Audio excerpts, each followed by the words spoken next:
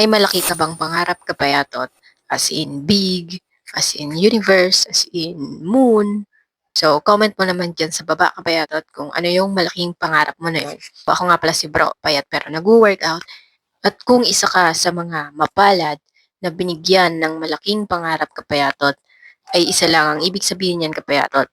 Para sa'yo yan, kahit imposible pa sa sitwasyon mo ngayon, ay para sa'yo yan kapayatot, kaya huwag mong sasayangin. So kung napapansin nyo kapayatot na lagi kong sinasabi sa last seconds ng mga short videos ko sa FB na let's grow together kapayatot, ay hindi lang siya about sa let's grow na lumaki yung ating katawan at lumaki rin yung bilang nung ating timbang.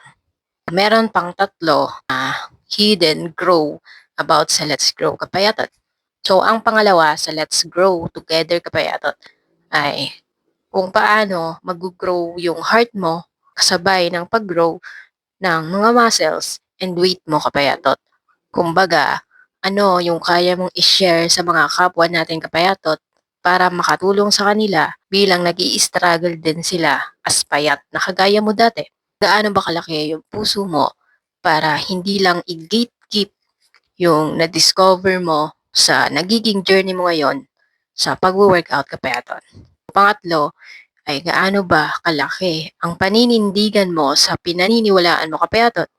So bilang isang kapayatot, ano ba yung pinaniniwalaan mo? Alam mong kahit sa digmaan ay kaya mong ipaglaban at kaya mong patunayan kung gaano ka ba naniniwala. Like for example, na ang pag-workout ay kaya kang ipag-gain ng weight bilang isang payat. At syempre, ang pang-apat is ang malaking pangarap kapayatot.